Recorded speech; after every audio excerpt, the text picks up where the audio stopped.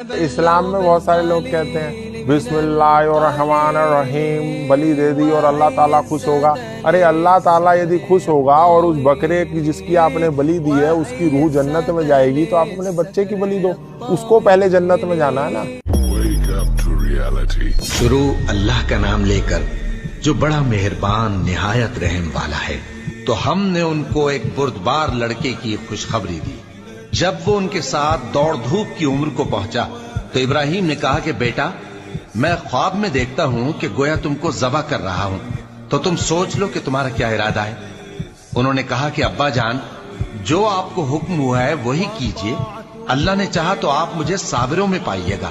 اس طرح جب دونوں نے حکم مان لیا اور باپ نے بیٹے کو ماتھے کے بل لٹا دیا تو ہم نے ان کو پکارا کہ اے ابراہیم تم نے خواب کو سچا کر دکھایا, ہم نیکوکاروں کو ایسا ہی بدلہ دیا کرتے ہیں. اب میں ہوں میری جاگتی راتیں ہیں خدا ہے, واہ یا کہیں دور سے گرتے ہوئے پتے کی صدا ہے. وہ حسن ہی تھا جس نے یوسف کو بکایا, ورنہ منڈی میں کبھی پیغمبر بھی بکا ہے. تمہارے اندر اتنی برداشت کیسے سہ لیتے ہو سب کچھ؟ سر کبھی محبت کیا آپ نے؟ نہیں کیجیے گا بھی نہیں. میری عمر ہے محبت کرنے کی. بس مجھ سے یہی غلطی ہو گئی.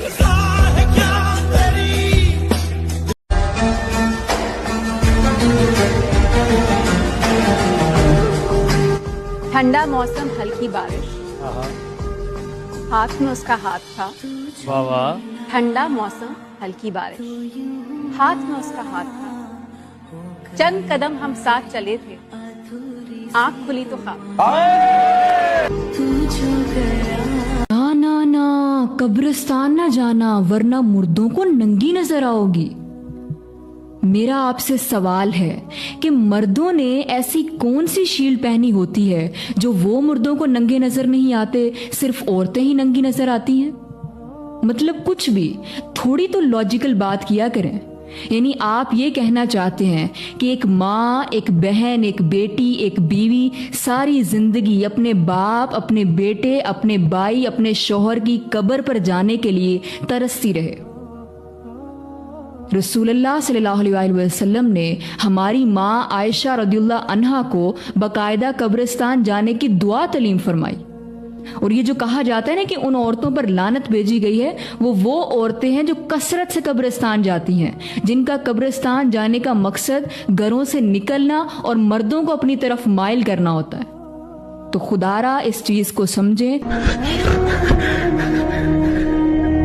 اگر آپ کسی کی بھابھی ہیں اور آپ کا کوئی دیور ہے اور دیور جوان ہے تو ایک لمٹ رکھیے, بیچ میں ایک لمٹ رکھیے, اس کو کراس مت کرنے دیجئے. اپنے دیور کو ہنسی مذاق کی ایک سیما بنائیے, بات چیت کی ایک حد بنائیے. اس کو اپنے کمرے میں اکیلے میں انٹری کرنے مت دیجئے. اس کو سمجھا دیجئے, بتا دیجئے کہ تو میرے لیے غیر محرم ہے, تیرا مجھ سے اس طریقے سے بات کرنا مناسب نہیں. آج کتنی بھابیاں ہیں دیور کے سامنے جیسے تیسے کپڑا پہن کے بیٹھی ہیں.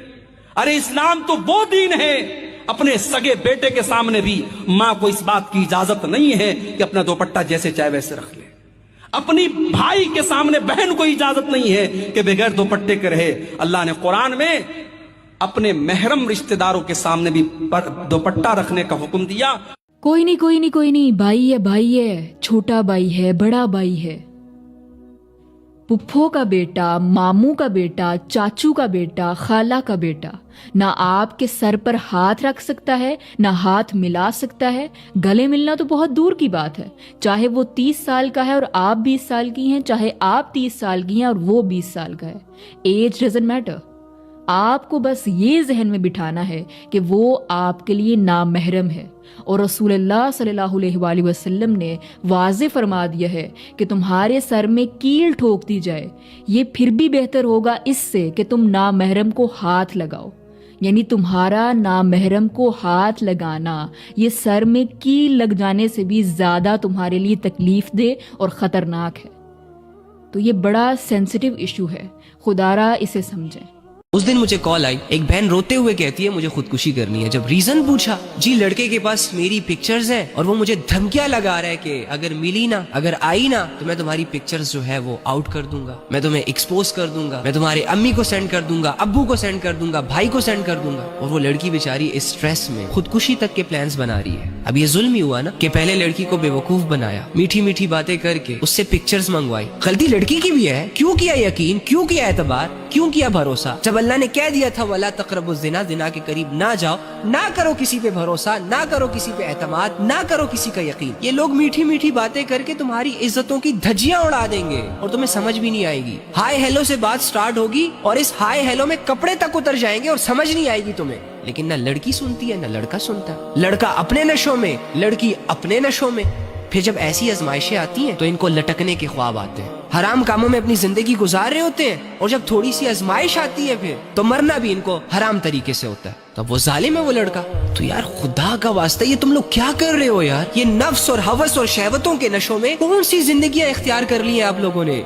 अंधे हो गए हो, बहरे हो गए हो, क्या हो गया है तुम्हें? ऐसा कौन सा नशा किया हुआ है तुमने जो अल्लाह की बात भी असर नहीं कर रही, कुरान की बात भी असर नहीं कर रही, रसूलुल्लाह सल्लल्लाहु अलैहि वसल्लम की हदीसें भी असर नहीं कर रही? ओ जालिम क्या कर रहे हो? क्यों जुल्म कर रहे हो खुद पर, लोगों पर? एक छोटी सी बात तुम्हें समझ नहीं आ रही कि ये दुनिया तुम्हारे लिए एक आजमाइश। देखो, मेरा बाप बनने की कोशिश मत किया करो, मुझे तुमसे ज्यादा पता है। मैं कोई छोटी बच्ची नहीं हूं कि तुम मुझे बताते फिरो कि कहाँ जाना बेहतर है और क्या पहनना बेहतर है। अपना ख्याल मैं खुद रख सकती हूँ। क्या वाकई आपको लड़कों से ज्यादा पता है बाहर के माहौल का, तरह तरह की नज़रों का, या फिर उन नज़रों का जो आपको सर से लेकर पांव तक स्कैन कर रही होती हैं? मैं मानती हूँ भाई हमें बिला वजह तंग भी करते हैं, खुद उठकर पानी तक नहीं पीते, नवाब बनकर दिखाते हैं, लेकिन आपकी हिफाजत के मामले में बहन को कोई बुरी नज़र से ना देखे, उसकी इज्जत पर कोई आंच ना आए, कोई उसे नुकसान ना पहुंचाए, यही तंग करने वाले भाई हमारी खातिर जान देने और जान लेने पर भी उतर आते हैं।